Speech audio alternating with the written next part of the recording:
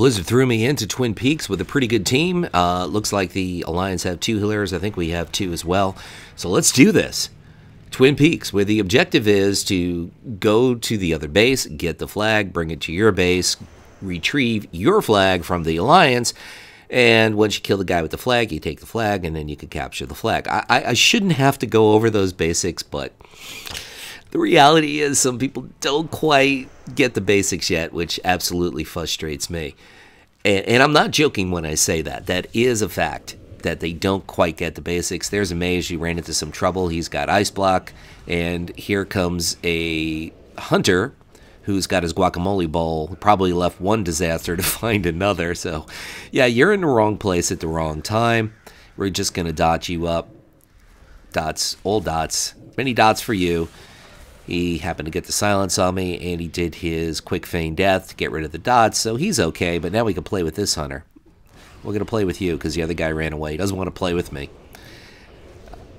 On his report card, we're going to put, doesn't play well with others. That's right, or doesn't play well with Luxeley. Or in this case, Sultress, which is the name of my female goblin hunter, who's on the ever-ending search, or the never-ending search, for a new pocketbook and shoes. That's just the way it goes. So 0-0 in Twin Peaks, and let's see. Must have been typing. This guy didn't rage though. Oh, okay. I guess I was reviewing some of my wonderful WoW Arena experiences. They've just been absolutely amazing. You meet so many new friends. Matter of fact, I met so many new friends that I was able to put on my ignore list.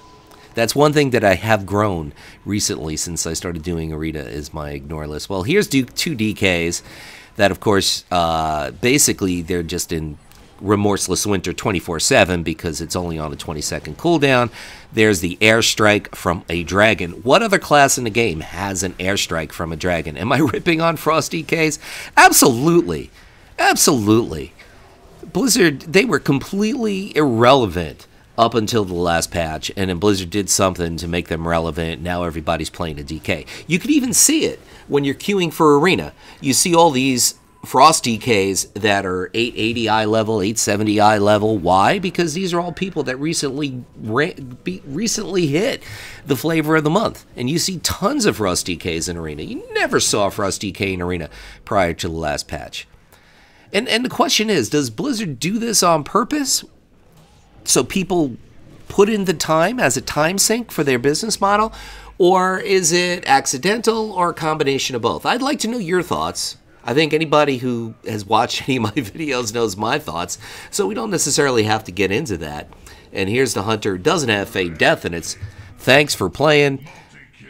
My guy still has the flag. We got to retrieve the flag. We basically had a good stand there. If you guys ever want to pad your stats in a Warsong Gulch or a Twin Peaks, provided your team actually picks up the flag and actually brings it back to your base, you can always pad your stacks by playing some defense like I'm doing here. I mean, it is kind of important. You do need both, and he's dead. You see, because the thing is, all these players are going to be focused either on the healers or the flag carrier. So essentially, if there's even just one DPS back on defense, provided there's maybe 2 healers and a flag carrier, it's enough. And then you send the other 6 people to go retreat the flag or fight in mid. Depends what they feel like doing. Depends on your team. My team, because they're Horde and they seem to understand the basics of PvP as far as battlegrounds and objectives are concerned. So they... this was a new PvP clip with this hunter up here. He's... we're just dotting him up. Guacamole bowl. He's got problems. And I think another hunter shows up. Yeah, there he is. There's his pet. He's like wandering. Like, oh, my boss tells me I gotta fight you. So he goes over. Now watch what happens. Watch this. Watch this. The Alliance Hunter's going to feign death at about 80% health. There he goes. Pet immediately buys it, and the Horde Hunter immediately like, oh, he's dead. I got to go. So we ended up capping through all this. So now we got a bit of a... And I got to go take care of the Hunter problem up on the 2nd floor. Oh, he sent the pet back in. But he did fall for it. He did fall for the feign death. I mean, it's one thing for any other class in the game to fall for the feign death. But when you play Hunter and you fall, Like, you play a hunter in the battleground that you're in, up against a hunter, and you fall for feign death. It's just really bad. I don't think there's any way around it. He trapped my succubus. Now he's faking again. Yeah. Well, I mean, he wasn't trying to fake me. He was just trying to get the dots off him. But he's still got dots on him, and there he goes. I think he's not going to make it. I don't think so. It's not looking optimistic. Yes, he's dead. And it's thanks for playing, bro. So, yeah, we still have a 1-0 lead. And, well, this hunter's actually pretty good. I think he just made one mistake there because he immediately trapped the DK, you know, trying to come in for the flag. Now he's trying to kill the hunter, and he doesn't get the flag, and he doesn't kill the hunter. And, dude, get rid of the Basilisk pet. It's just way too slow. Great concept, great idea. Oh, here's the flag guy. There we go. Yeah, red team increases their lead. You guys are late. See, this is what happens when you're late. We end up capping another flag, so now it's 2-0. See, what sucks about both Warsong Gulch and Twin Peaks right now is that if you're on the losing end and you don't cap a flag, you don't get a little prize. It's like Cracker Jacks without the toy surprise. You don't get that little box. You don't really get anything for it. Maybe 50 honor, 60 honors. Then essentially you've wasted 10-15 minutes of your time. Other BGs, you just kind of have to show up and make it a little bit close, maybe score, say, more than 500 points. But in this one, even if it's 1-0 and it's like one of those last-minute caps that the other team does or something and you've been in it the whole time, you get nothing for it, which really kind of sucks. But I'm not complaining because it does make sense. See, now the hunter, this is the feigned death guy, the guy who deserves Academy Award, I think. Everywhere I go, there seems to be 2 hunters and a mage. Now the mage is popping all his whammies and boom, boom, big burst, big burst. It's like a Frosty K from range, basically. That's a mage. I gotta get out of there, man. Gotta get out of there. That is hazardous for my health over there with that frost mage. Oh. No. You shall not pass. You shall not pass. We're gonna get all kinds of dots on you. Dots, you're dead. Thanks for playing. Appreciate it. That was close. Put up a good fight. Uh-oh. Here's the hunter. I guess that was an explosive trap. And because I'm small and I'm a girl, boom, across the map, that's what happens. If I was a Tauren, I guess it'd be the same effect. Tauren's big Tauren. Oh, did you guys see the Thor Ragnarok trailer? I love that part. Matter of fact, I'm going to put the part right here because I love this. I love this clip. You and I, just a couple of hot-headed fools. Yeah, same. Hulk like fire, Thor like water. Well, kind of both like fire. But Hulk like raging fire, Thor like smoldering fire. There's a few reasons why I put that in there. One, I just love that clip. And when I initially saw the trailers, this goes back about a few months ago, for Thor Ragnarok, I was just like, nah, this looks stupid. And I was wrong. I'm very excited to go see the movie. I haven't seen it yet, so don't worry about spoilers or anything like that.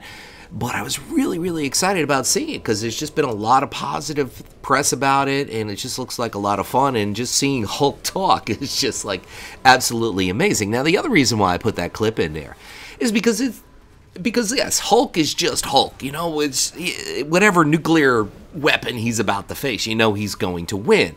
That's just Hulk. He's like Superman, except he's on steroids, basically. And Thor is not a bad superhero here. And this whole concept kind of tweaks itself into WoW PvP on some level. It's like, if you're not Hulk, you suck.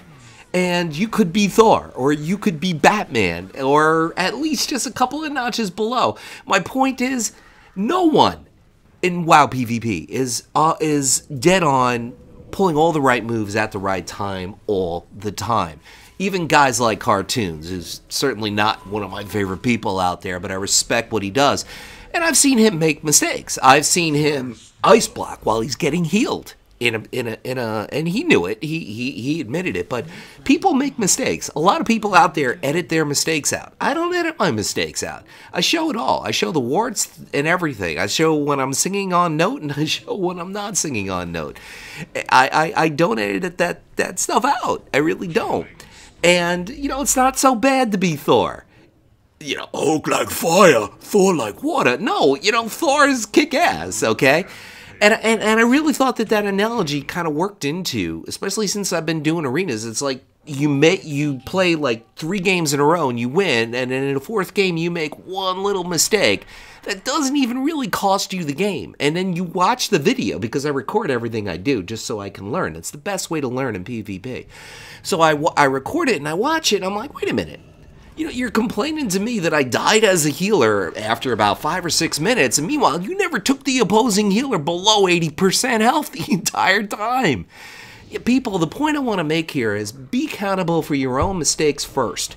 And once you get that straightened out, which is a pretty monumental task in itself, regardless of who you are, then you could start pointing the finger at other people and challenging them to do better. And you could do that any way you want. You could ridicule them.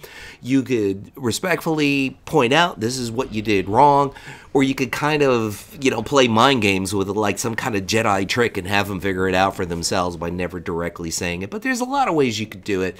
Some are acceptable, some aren't. Some are funny, some aren't.